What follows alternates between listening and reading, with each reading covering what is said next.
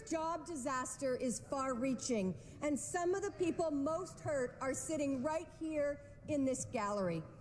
These skilled laborers were invited by this government to apply to the Ontario Immigrant Nominee Program. They followed every rule, they paid their fees, and they have been waiting for over a year for an answer that was supposed to come in 150 days.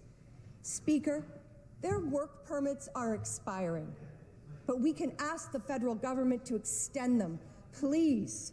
Their lives are on hold, their employers need them, their families are counting on them. When will the minister act to end the insufferable wait and save their jobs?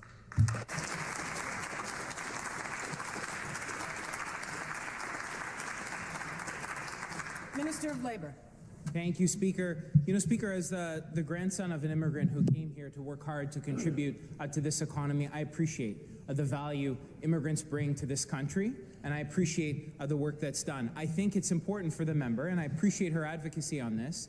In 2024, we met our full allocation, over 21,500 through our draw. That's 21,500 people we can nominate to the federal government through Ontario's Immigrant Nominee Program. That was then midway through this year cut after draws, etc., were made by this government. So what you have is you have a case of people who are more people who've been offered draws than spots we have, Speaker. What we have said, and we had a meeting of ministers of immigration last year, we talked about making sure we're extending permits for those who are currently employed. We launched an employer portal, Speaker, so that employers can nominate people directly. Member for St. Catharines will come to order. It's the first time we've done it, Member Speaker. for Parkdale High Park will come to order.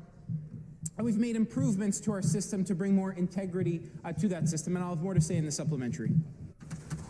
Member for Toronto Centre. Thank you very much, Speaker. This government talks a big game when it comes to workers, but they still haven't fixed the problem. After inviting skilled and qualified workers to apply for the OINP program, this Premier then ignores them, and they're ready to hire employers who've now been waiting 1, 2, and 3 years. My constituent, Speaker, Vincent, a construction supervisor with SkyGrid, builds the much-needed homes that we want in Ontario. But because of this government's mismanagement, delays, and silence on his OINP application, his work permit has now expired. Vincent is now in the gallery with his family and his new Canadian-born daughter. And they're waiting for one question to be asked. And this question to the Premier is, instead of blaming others, when will his government take the responsibility and fix the OINP backlog and approve Vincent's application?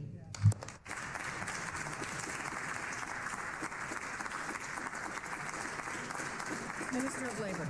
As I said, Ontario has a limited number of allocations that were cut in half by the federal government. We've advocated to grow our autonomy, to grow our allocation. Citizenship is a privilege. It's not a right.